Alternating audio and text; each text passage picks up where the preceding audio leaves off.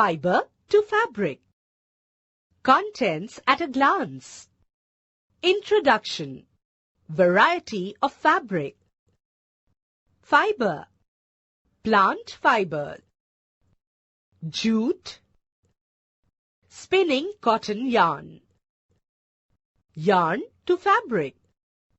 History of clothing material. Introduction.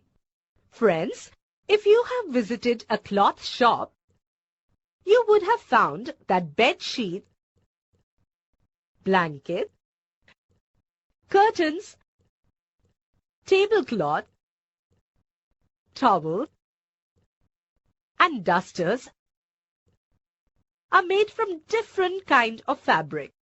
Have you ever noticed that? In fact, even your school bags and the gunny bag are made from some kind of fabric. Try to identify these fabrics as cotton, wool, silk, or synthetic. Variety in fabric. Let us do an activity. Visit a nearby tailoring shop.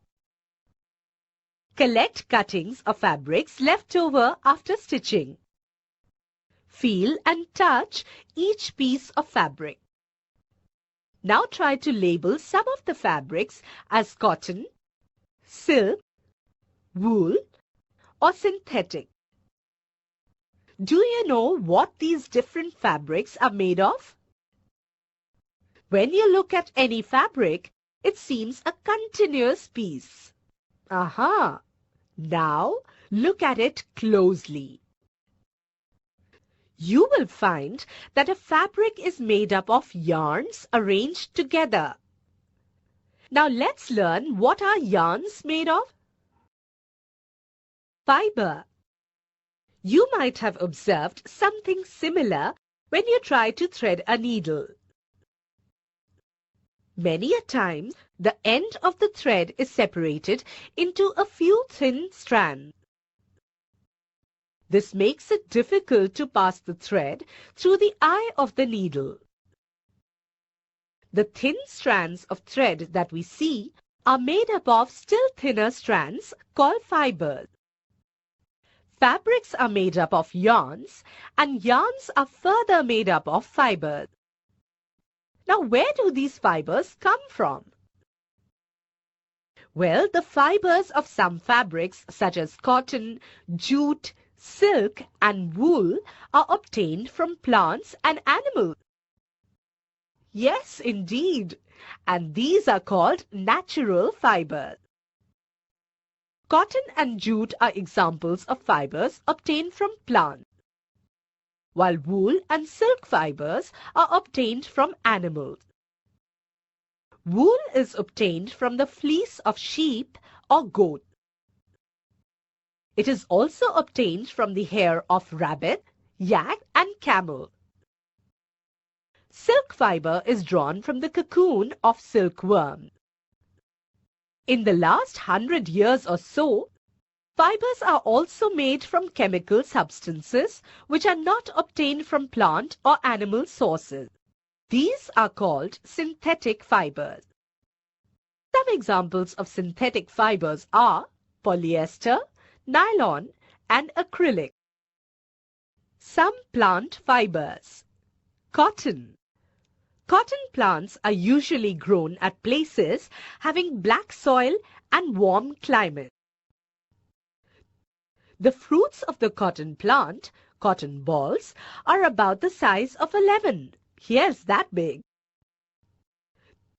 After maturing, the balls burst open and the seeds covered with cotton fibers can be seen. Have you ever seen a cotton field that is ready for picking? It looks beautiful, just like a field covered with snow. From these balls, cotton is usually picked by hand.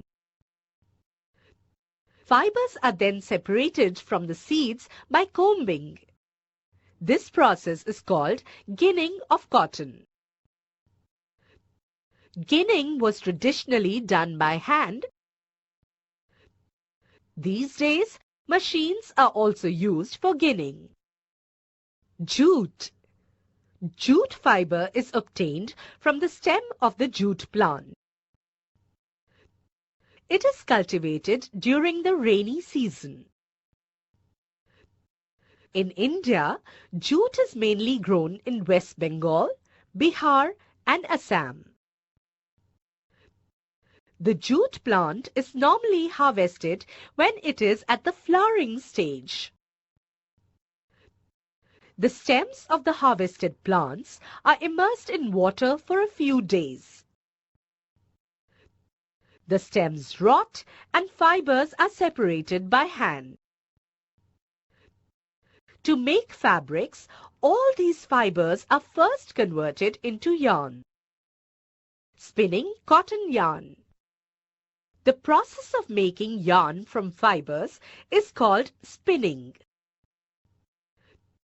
In this process, fibers from a mass of cotton wool are drawn out and twisted. This brings the fibers together to form a yarn. A simple device used for spinning is a hand spindle, also called a tuckli. Another hand-operated device used for spinning is charkha. Spinning of yarn on a large scale is done with the help of spinning machines. After spinning, yarns are used for making fabric. Yarn to fabric. There are many ways by which fabrics are made from yarn. The two main processes are weaving and knitting. Weaving.